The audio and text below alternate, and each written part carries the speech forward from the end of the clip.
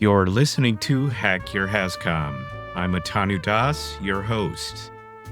This is a space where we break down the complex and make it manageable. To get the most out of this show, visit hackyourhazcom.com, where you'll find our entire catalog of episodes, show notes, and a place to join the discussion. If you have an idea for a future episode, I want to hear about it. Submit your suggestions directly through the website. Now, let's get to work. Welcome again to Hack Your Hazcom. Today, my guests are Angela Oler and Carrie Johnson with the AIHA. Angela is the Executive Director of the AIHA Proficiency Analytical Testing, PAT programs, and AIHA Registry Programs. She leads strategy, program development, and quality systems for globally recognized proficiency testing and credentialing programs supporting industrial hygiene, environmental health, and hazard communication professionals. Carrie Johnson is the program manager for AIHA Registry Programs, managing both the SDS, Safety Data Sheet, and Exposure Decision Analysis Registry Programs. Ms. Johnson's focus is on customer service, continuing to provide a seamless application process and testing experience for candidates.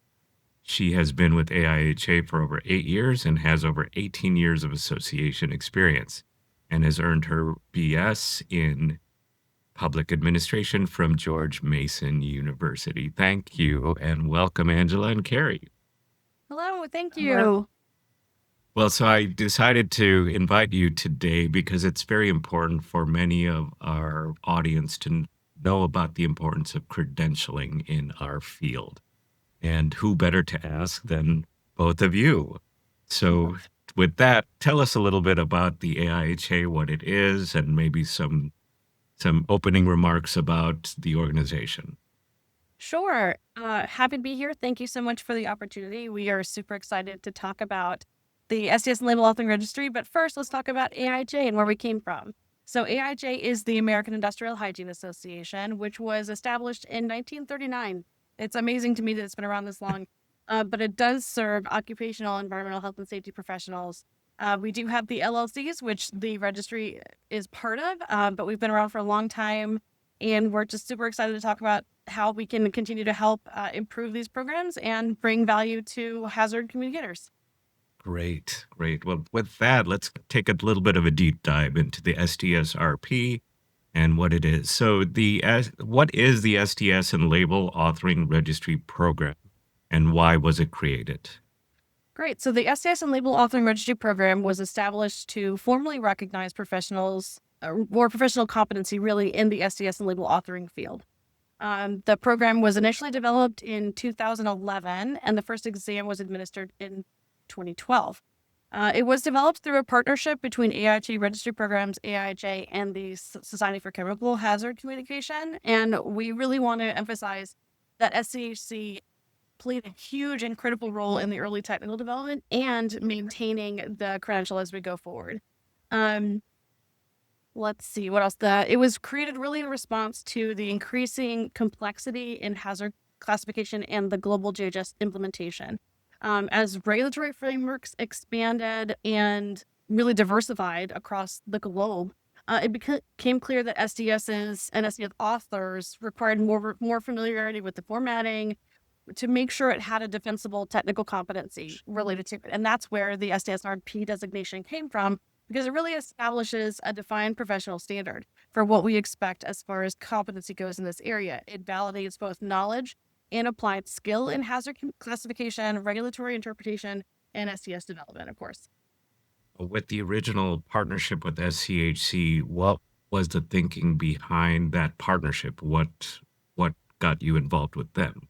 Right. Well, SCHC is where the hazard communicators are. They're the SMEs in this field. We can be experts all day long in how to administer a credential, and that's what my job and Carrie's job is, to really administer this, but we need technical experts to help build out frameworks, to write items for an exam, all those technical pieces, and SCHC is the place where they are, and we recognize that.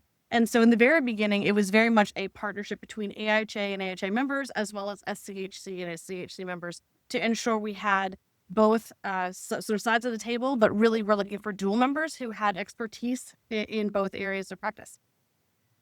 Great. And what about any gaps that are developed in our profession, the Hazcom profession? Does this designation address any of that with the creation and the whole purpose of the SDSRP? We think so, certainly, because it really does. It is the only credential in this area, in SDS authoring specifically. And there's a lot of value there to be able to show a potential client, a prospective employer, a way to differentiate between the level of competence in your authors that are there, whether you're looking to bid on a contract, whether you're looking to hire someone to write SDSs. This is a way to differentiate because we do evaluate the framework every 5 years to ensure that it is up to date, that we're continuing to go out to our credentialed population to ask what's happening in the industry right now, so that we can keep the exam as current as we can, understand that it is a process that we have to go through. Okay. Right. And with this SDSRP designation, how is it different from just simply having experience writing or authoring safety data sheets? Right. We absolutely understand and appreciate that experience is really valuable, but having experience alone doesn't really necessarily demonstrate a technical competency without someone else coming in and sort of objectively evaluating that. So we know that many professionals have been writing SDSs for years, but SDS authoring really requires more than just familiarity with like the structure of a document or inherited language that you might be dealing with. It really requires the ability to evaluate the data, to apply GHS classification criteria correctly, to interpret regulatory nuances depending on which economy you're in, and make defensible technical decisions. So the SDSRP designation validates that competency, assesses both the knowledge and applied skill, and it confirms that a professional can not only produce an SDS, but also can justify the classification and communication decisions behind it. So it moves the conversation from I've been doing this for a long time to I meet a recognized professional standard. Okay. What do we feel why credentialing is important as far as in general and specifically to hazard communication? Right. So we can all appreciate, I think, especially with this audience, that hazard communication has become increasingly complex over time, right? It's changing. It changes every time the GHS is released, depending on your economy and your adoption. So there's this environment where GHS revisions continue to evolve. Jurisdictions adopt how they're, change how they're adopting or adopt in different ways or different sections. So it's complex. So it requires more than just understanding the 16 sections of an SDS. You have to have a sound technical judgment behind the decisions that you're making that are feeding into your SDSs. So credentialing is important because it establishes, again, that consistent benchmark for competency in that very complex environment that you're working in. And it reinforces that hazard classification decisions are grounded in an understanding of toxicology, chemistry, regulatory criteria, and not simply a format, plug and play kind of situation. So as expectations for SDSs increase from regulators, from customers, from global supply chains, credentialing helps ensure the professionals making those decisions have demonstrated the technical foundation to do so. Imagine there's a body of knowledge that has something to do with the SDSRP. What does that cover? The body of knowledge or the SDS framework is intentionally comprehensive. SDS authoring is where science and regulation meet. It includes physical hazards, health hazards, environmental hazards, toxicology fundamentals, chemistry principles, interpreting test data, all the things that the regulatory framework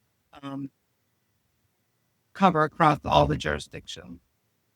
It also addresses the label element and hazard communication requirements and the practical application of the classification decision. But it's about more than knowing the definitions. It's about applying the principles and evaluating the data and communicating the hazards clearly. Why does the program assess both knowledge and practical SDS authoring skills? Right. There's a difference between understanding regulation, reading it and sort of understanding it, and being able to apply it correctly. So, there's a lot of interpretation that happens when you're doing hazard communication. You're making decisions based on data from disparate sources sometimes, and SDS authors are evaluating that data, weighing classification criteria, making judgment calls, and translating technical determination into clear, compliant documentation. This synthesis cannot be measured through questions alone. So the knowledge part, the backbone is there. We have to assess that to ensure the breadth of knowledge. However, being able to develop a defensible SDS is also very important. So that skill is very necessary. That's why there's two parts of the exam. One that really does cover the framework that Carrie just went through, and then a skills section that does cover the substance classification, mixture classification, and then essentially authoring an SDS in the 16 sections in a multiple choice setting. Is that classification, that practical section, that is done on the most recent version of the UN GHS standard, or is there a specific country specific? How is that addressed? Right. So we have outlined in our framework document that it's the revision 8. So every time we go through, this one is built on revision 8. So when we go through the updates every 5 years, the SMEs will determine which is the most appropriate, because we do have a global credential. Sure. So we have to sort of manage all the adoptions across. So we try to make it as generic as possible, but to a GHS revision that makes sense for where the sort of industry is right now on a global scale. And when they went through the framework discussions last time, they determined that revision 8 would be the most appropriate revision to use. Okay. So it is evaluated during that process that we go through every 5 years. Great.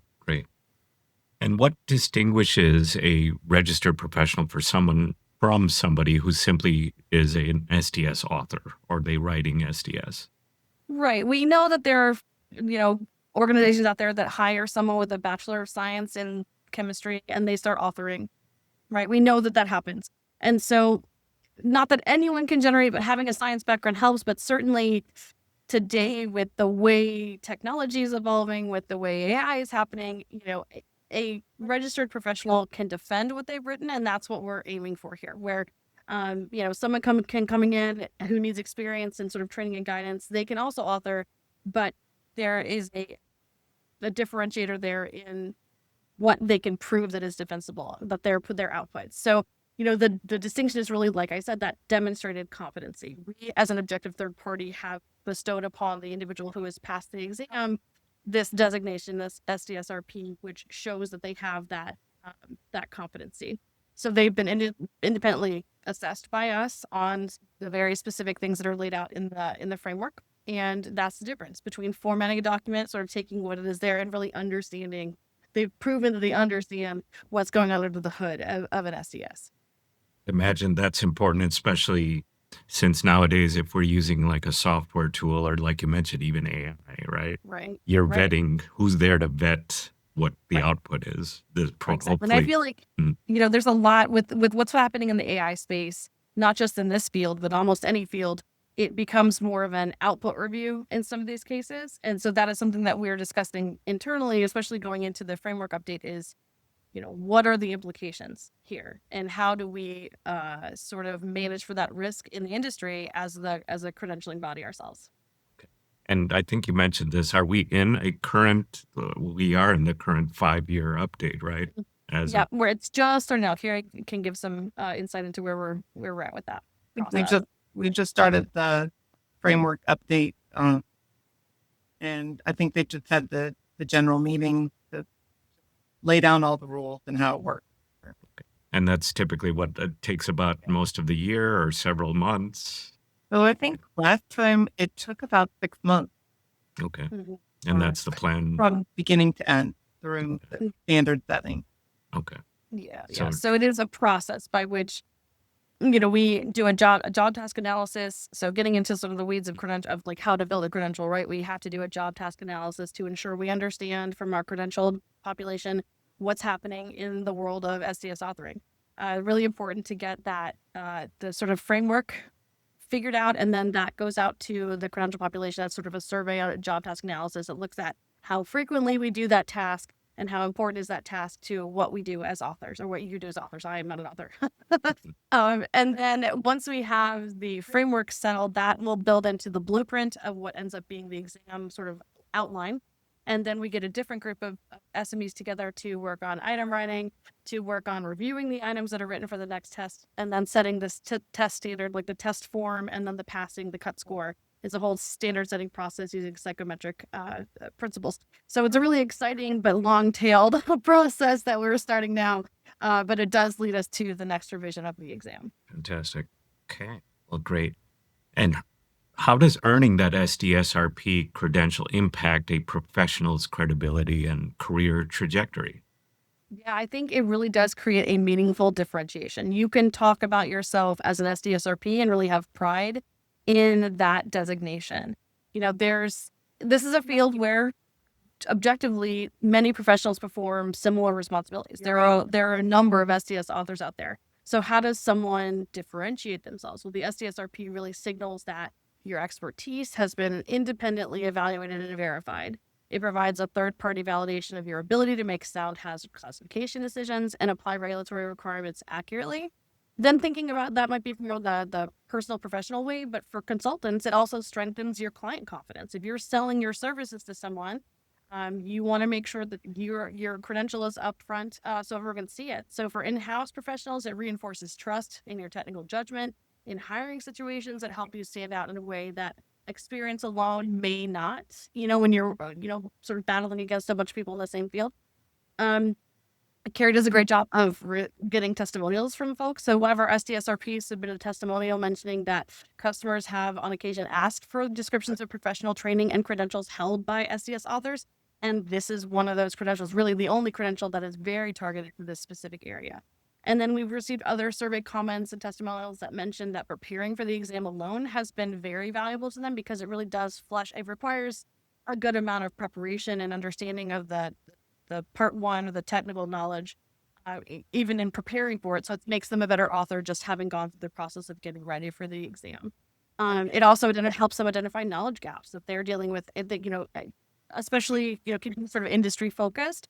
And this broadens that a little bit. It requires you to think outside of just your very specific SDSs potentially, which is great for professional development and knowledge gap identification. So we feel like there's a lot of opportunity here for benefit. Whether you're looking for a job, whether you're selling your services, whether you're looking for a promotion, there's a lot of benefits to holding the SDSRP. You probably touched upon this a little bit earlier, but why should companies prioritize hiring credentialed SDS authors? Right. We really feel like that authoring should not be seen as an administrative task. It is a technical task. Even as a non-professional, as someone who does, operational, efficiencies, I can understand that and appreciate that because it does touch on the end user. I'm an end user of these products, right? When thinking about labels specifically. And so I want someone who has a technical background authoring these things that keep my family and me healthy and safe when coming in contact with these hazards. Hazard classifications decisions affect regulatory compliance, product distribution, customer trust, worker protection. There's so many reasons why you want to have someone who has that sort of independent evaluation of their technical competence, writing these things that are so important for those areas. Hiring a credentialed SDS author provides independent validation that the individual has been assessed on the scientific principles, the classification criteria, regulatory application, a lot of those pieces, the very disparate, and broad set of skills and knowledge. And it reduces, hopefully, variability in the interpretation, strengthens the defensibility of the decisions that are made. It also signals that an organization values rigor in its compliance functions. They care enough to hire SDSRPs or look for that or hope to get it from their SDS authors, and that shows that they care about what they're putting out. And, when safety data sheets underpin global operations, consistency and technical judgment are not optional, right? They are strategic and they mitigate enterprise risk. And that's why it's so important. We feel so much noble purpose about this program because there is so much global impact that happens in thinking about the AIHA, sort of, this fits so well under AIHA's purpose as an organization because there really is such a huge health and safety, occupational health and safety risk assessment. All of those things are backed by SDSs in a lot of cases. So our members are looking at these and they need to be good because the data that they're using to make these decisions has to be reliable, has to be defensible. And how does this SDSRP credential strengthen an organization's overall hazard communication program? Right. I think a lot of what I said sort of touches on that, but it basically raises the technical foundation of the program. If you're showing that you care enough to ensure that your staff has gone through this process, it's not an easy credential to attain. It's definitely attainable, but it's not necessarily easy. It means something if you get it. And so when you have that credentialed expertise within the organization, your hazard classification decisions become more consistent. The interpretations more disciplined, internal reviews are going to be stronger. That consistency carries across the product lines and jurisdictions. So, I mean, the whole point is the global aspect of this is not to be lost, right? Sure. That is the intent here. It also improves the quality of the internal dialogue. How are we making these decisions internally, whether it's sort of an in-house situation or when you're talking with clients, you build that trust that someone understands, know what they're doing, and they're putting something into the world that is going to be defensible, valuable, and meaningful when it's needed. Because when it's needed, it needs to be right. Sure. So going back now into the nitty-gritty or the nuts and bolts of the exam itself, how long is the SDSRP exam and what should potential candidates expect from the format? So the exam is 4 hours total, 2 parts. Each part is 2 hours long. And the first part is based on just the broad spectrum of knowledge that's required to hold the SDSRP or to gain the SDSRP, and it's on the areas of math and science, health hazards, physical hazards, and environmental hazards, industrial hygiene and safety, risk analysis, and I think that's it. So for part 2, it's more of the practical part, and this is the part that most of our authors that take the exam, excel in if they're authoring every day, if it's part of their everyday job responsibilities, they tend to do pretty well on it. And it's classification of a substance, classification of a mixture, and then the overall SDS development of an SDS.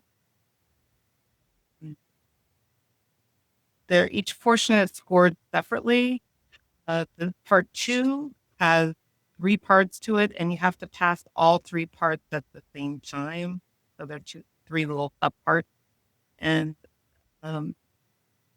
overall, the structure mirrors what SDS professionals actually do: review data, apply the GHS criteria, and ensure internal consistency. Yeah. And they are able to retake a section if they don't pass. That is an option that we have. They can retest. They only need to retest the section they didn't pass, part 1 or part 2. So there is opportunity there. It's not just a one and done kind of situation. That's good, especially if it takes in multiple attempts to pass the exam. Right. That's okay. That's okay. Yeah. Like in the real world, that's Right. What about, is it 100% multiple choice? I wouldn't imagine part 2 is, right? That's the actual calculation. It is multiple choice in such that you're displayed a data set and then you're given basically every hazard classification that you could imagine. Like they're all just like right there. Oh, wow. So all of the statements are given there. So you have to go through the process of evaluating the data set and then for the substance and mixture classification, and then picking the hazard statements. So it is multiple choice in that you're selecting one of multiple, but you really have to know the right answer to get the right answer. So it's not like a 4-question differentiator, What we're it is used not to. like, what's 1 + 1 and here's your 4 answers. You really are having to do the full classification and then select the right answers of all the answers that are presented. So that's for the substance and mixture classification. And then for the GHS section, for the SDS authoring section, you're again given a full set of data. And then as you go through each of the sections, you are presented with multiple choice questions. In those cases, most of them are just your 4 classic distractor type questions, except for the parts where you're selecting classifications. Again, you're seeing a bunch of them and having to pick the right one or ones based on the data set that's presented. Of course, all of this is within a timed set of exam. Okay. That's right. Okay. And so Carrie mentioned it's 4 hours total, 2 hours for each section, or each part rather. So there's some time management involved. Sure. The first section, that's the general knowledge, is going to be 75 questions, multiple choice for 2 hours. That's your block. And then you do have to apply some time management to the second part, because you have to do the substance classification, the mixture classification, and the SDS development in that 2-hour window. So you sort of have to plan your time accordingly. And we try to explain that in our study guide that's available to sort of get familiar with both the framework and a general sense of what the questions are like in the study guide that's available on the registry's website. So I forgot to mention that the GHS classification tables that are appropriate or applicable for Part 1, they're included as well as the formula sheet for Part 1 in terms of resources on the exam. And for Part 2, it's basically the whole GHS Revision 8 PDF of that. So time management is involved there. So Perfect. bookmark, you can navigate. Go to your favorite section. Yeah. To get to that spot right away. Mhm. Right. Yeah. Okay. Now, you bring up some interesting points here. As we touched upon earlier, you get, a varying degree of professional that's involved in this. So you could have somebody who has maybe very limited knowledge in one technical area and has now been given the duty of writing SDSs. What do we recommend to them to prepare? I mean, that's a pretty large body of knowledge to go through. Where do we go? Any options for that? I believe at one time there may have been courses for this. And how do you prepare? Who should be prepared? I know I'm getting into the weeds here, but We love it. Carrie, what do we recommend? So in terms of eligibility or just preparation? All of the above. Let's start with, So Let's for say, how about- eligibility, you need to have at least a minimum of 1 year of experience authoring SDS. But on top of that, that's just the very minimum for experience. But on top of that, we have a 20-point verification or application process, and education is part of that. Relevant continuing education is part of that. Get more points for instance, a science degree, a science bachelor's of science, or a master's of science, and a PhD. Mhm. But and just any relevant education and conference attendance. For instance, the Society for Chemical Hazard Communication. I often send people there. In fact, that's my first stop is when people contact me about they need more education, they need to round out their knowledge base. I send them to the Society for Chemical Hazard Communication, and especially for networking, because they need to connect with people. You learn more by connecting, and that's a great place to start. And AIHA does have an online version of the SDS and label authoring course. However, it's not to train people. It is for people who already have experience.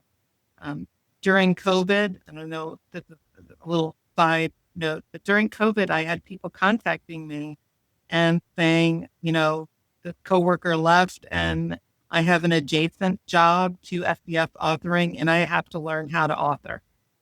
Where do I go? And it's where the surprising call that I got. And I just sent them to SCHC and I gave them all the resources I had available. But, that's just a difficult task to do, to step up to. But anyway, so I digress. But so we have the 20 eligibility points. And once they have those points, and we have a little web page that has the qualification, do I qualify? And you can just fill in. Calculator. Yeah, just a quick calculator to see if you're in the ballpark. And then you can start the process of uploading your documentation into our online application. There's an application fee. an exam fee. But overall, it's a pretty seamless process, and we just need to make sure that people are qualified to take the exam.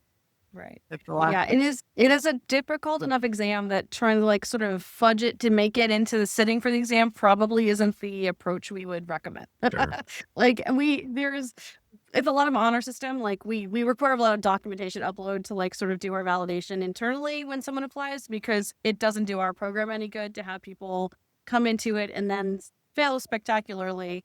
We want people who are sort of at the level of competence that we're really trying to assess are the ones that we want to come through and take the exam, because that's who we built the exam for. Although we have seen people who have, I mean, some people are just good test takers. Some people really understand the background. Maybe they've only been authoring a year, but they've been a toxicology expert for 15. You just don't know who's coming in sometimes. But really ensuring that you have that minimum level is meant to help candidates really understand if they're ready. Because it does really require that technical expertise and understanding authoring, or else you're not going to be as successful as you wish to be. So that's why we've set up the qualification points this way. And it is mostly honor system. Plus you have to, upload some documentation, and that's what Carrie helps manage all the people through. So anyone who has questions about it, definitely Carrie's my expert. Excellent.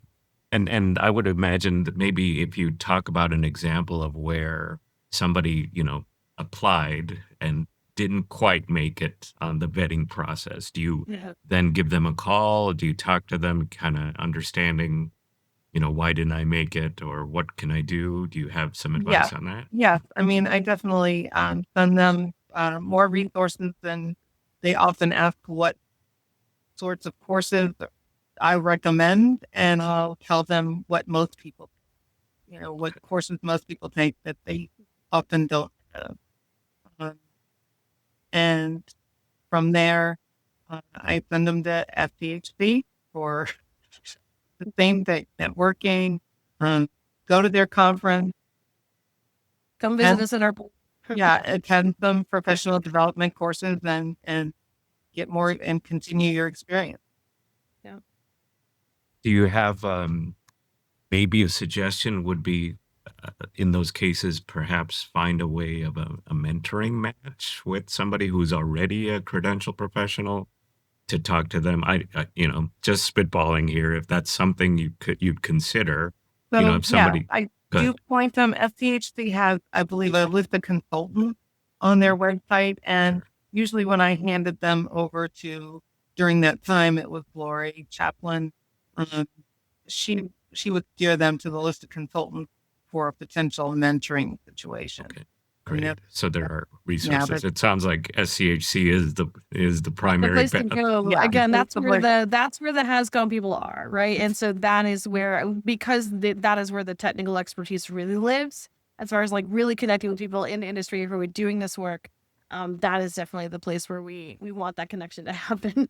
Fantastic. Okay, good to know. So let's say now I've been fully vetted. I'm ready to go with the exam. What are my options available? Like, what proctoring steps can I take for the exam when I'm ready to take it? So if you're comfortable taking the exam via remote proctor, we have a remote proctoring service. It's, for our exam, you do get a restroom break. That's important. Thankfully, thank God. After part one. And some people are comfortable with that, and some people are not comfortable because obviously the remote proctor watches them take the exam and looks for any kind of, if you're always looking over at one spot or something like that. Some people are comfortable with it, some people are not. So we do offer an in-person exam at the Society for Chemical Hazard Communication annual meeting in the fall. Is that the only in-person opportunity, or do you provide others? Yeah. Now. Okay. Yeah. Okay. Yeah. Yeah. It used to be we would try to do it when SCHC had their every 2 year, twice a year meetings. We would try to, we had an opportunity to try both, but now it's just the one, which is great. And it really does, we find that in the fall is not a bad time because it gives everyone sort of that much time to mentally prepare, physically prepare with the application, get everything in order, and gives a hard deadline. I think having remote proctoring available is amazing because you take it on your schedule, on your equipment, in whatever place that you're most familiar or comfortable with. They will ask you to like show the room and things like that. So like be prepared. There's a whole checklist that Carrie sends out when remote proctoring is selected. So it's a great opportunity, especially because this is a global credential. So we're able to offer it at any time zone, at any place, at any time. With like what is that, 24 to 40 hours advance of this? I mean, you could really decide, I want to do this 2 days from application once Carrie's approved it, or a month from now. It really is, that's the beauty of it. However, some people are more comfortable being in a room with me and Carrie. We're the proctors walking around, just checking things out. So we do really appreciate the opportunity. And we really hope that we see a lot of people in New Orleans this year to sit for the in-person at SCHC. A good point here. This is a global credential. What happens with vetting somebody outside of the U.S.? But again, it doesn't necessarily, because you're covering, general GHS. Yep. Do you have any issues with that? And the vetting? No, I don't generally. usually think we require the same type of documentation. Sometimes there's a little bit of research involved in terms of what is this diploma actually covering on my end. But I'd say it's not a problem at all. And because we build the exam so purposefully to the global like the sort of sameness about the GHS, right? We try to build it so it can be taken across the globe without negatively impacting your specific adoption, right? Your country's adoption doesn't really, there's a section on global adoption, but it's a very small section that is outlined in the blueprint as well. So we do try to sort of cover some of the way adoptions are happening with GHS, but again, it's a very small section because we do want the exam to be as globally the same as we can have it across all economies. Excellent. And did I miss anything on the application process? I think we talked about, how about this? Do I require, for example, my employer to certify me in any way in that vetting good process? point. I probably left that out.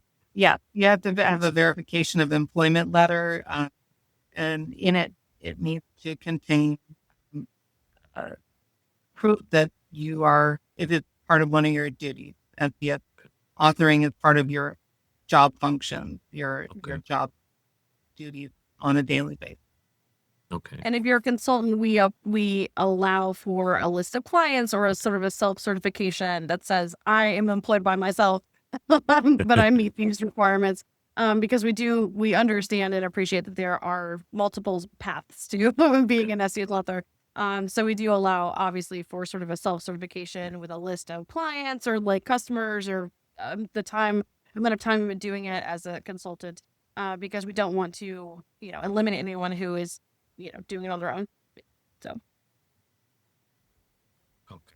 And yeah, I think that too, or in the case where I'm maybe newly employed, right? Mm-hmm. And I have very little to, going back to that 1 year of experience in this, how do I show what other ways that are non-traditional, let's say in the educational world, that I don't have a bachelor's, I don't have anything beyond that. How else can I show that I'm able to take this exam? Right. It would really, it would be experience, if you're new, so let's go with the new one and you don't have a bachelor's, you can make up the 20 points. So as long as you have the year of authoring, right, that's the baseline. Right. You can fill the other 20 hours with other certifications you might have. We give credit for that if you're like a CHMM or something, or, a CIH, CSP.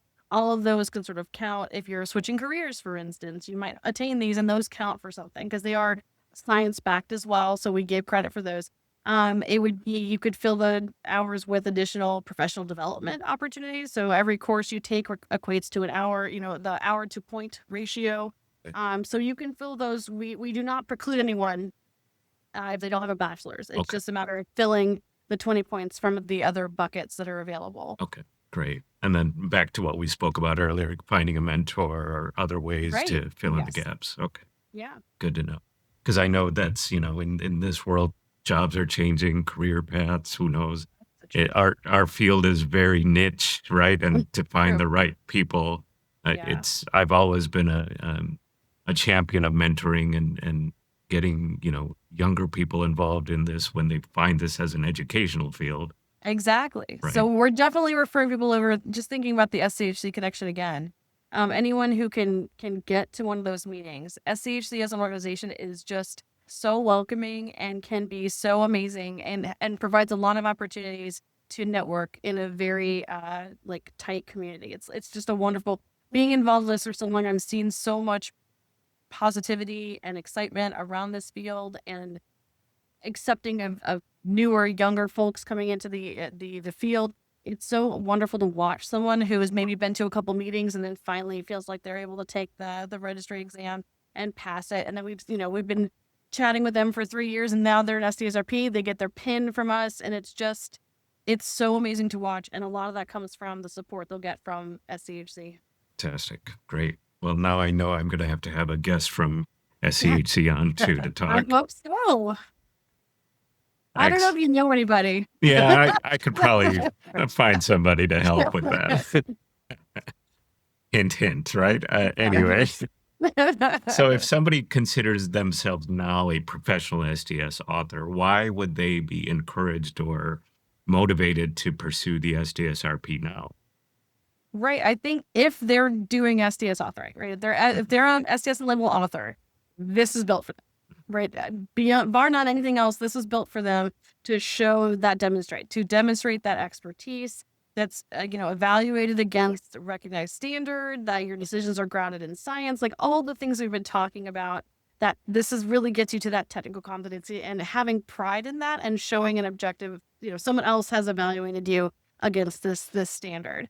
So as hazard communication continues to evolve, professionals who can validate their skills will stand apart from others. I think that is the whole purpose of a credential in any area or field. And the credential really isn't about adding letters to a name. Like, we all love that. I am a certified professional for things that aren't related to any of this, and I appreciate that. But I worked really hard to gain that credential, and I have a lot of pride in it. And so, because it's about elevating the discipline of the field that we're in and affirming the value of the work that you do. Excellent. So going back again to the nuts and bolts of the exam itself, what do you find people think is more difficult, part 1 or part 2 of the exam? Part 1, for sure. Really? Okay. Why is that? I think because it's so broad and scope, it covers a lot. The areas where they tend to struggle a little bit are the physical hazard, health hazard, and industrial hygiene safety. Yep. And so does that wind up being the one that gets retaken more often if you don't pass? Okay. Interesting. Sure. Okay. So just the pass rates, generally speaking, for part 1 are about 40%. Okay. Pass rate for part 2 is about 80%. So yeah, I mean, when you think about it, it's the skills application that should be the easier part for the folks coming in that are prepared, that are doing this every day. It kind of makes sense when you think about what we're testing in that section. That's what we really want to see, that people know what they're doing. So it really does come down to preparing for the general knowledge part of it, and preparing for the knowledge assessment. Sure. That makes very much sense there. And I think related is, the area specific. Could you deep dive a little bit more on the specific areas that seem to be more difficult for test takers? Really? Okay. Because there's like a fine line in like how deep we can get into that. But I would ask everyone to sort of look at the framework for those sections and see what those skills and tasks are listed. Doing a gap analysis against the framework is super valuable just in your spare time. And everyone's got a lot of spare time, right? But looking through the skills and tasks and knowledge that are listed in the framework can really help. You could do a gap analysis against your own skills and knowledge as a place to start, which will then help you as a professional decide where you want to focus the energy. And then physical hazards, health hazards, and IH and safety in those areas of the blueprint are some of the bigger sections, and obviously more important. So yeah, and if I remember, I think we're talking things like basic chemistry knowledge, or what is Right. an The atom, what is personal, an electron, yeah. those sort of things. How do you calculate, this, that, or the other? Yeah, Yeah. Like, yeah. yes. So especially when thinking about substances and mixtures and like this has this much in it, this has this, so it gets into the science, the chemistry, the pieces that matter. Right. And then it branches into what do you do with that data? You have to be able to calculate this thing before you can get good data to do the next thing. So it's important to test those skills Sure. and that knowledge and understanding because it's foundational to a lot of the other things that come later. And that's why it makes sense why part one might be a little bit more difficult than Right, part exactly. two. Because I understand as someone who would my hair's already white, but if I had to go take a chemistry exam right now, even having a bachelor's of science forever ago, would still have to study to remind myself of some of those foundational principles. I'm like, I understand that can be a challenge, but it's necessary. Right. It's necessary to understand why that matters to things that come later in decisions and the data set evaluation that's happening. So we think it's important, and it remains important as part of the framework. And again, that is validated through those surveys that we do, the job task analysis, because, if it's a foundational skill, you have to test it. Sure. All right. Well, this has been a great conversation. I think it's very important that we all know the importance of this credential. What is one takeaway you'd have for our audience? I'll ask, how about Angela? You go first. Sure. I would just say that I know there can be a lot of fear going into taking a credentialing exam. It takes a lot of preparation. It takes a lot of dedication. That could be really scary, but we're here to support you in every way we can. It is absolutely a passable test, even with the 40-80 split that we said right there. It is absolutely passable, and we offer opportunities to reach out without and there's no judgment involved, right? So come to us, ask questions, try, prepare, and see when you're ready, and come to us and do it. And we just really encourage everyone that's in this area to choose to make a decision that will then validate your knowledge and skills and ability. And that is what we built this credential to do. What about you, Carrie? What's your takeaway? I think that we have a benefits webpage, and one is geared toward, why should I hire an SDSRP, or why should I become an SDSRP? But I think that people should really take a look at that because there's some surprising results, and some of them are career oriented. People have more opportunities once they gain the credential.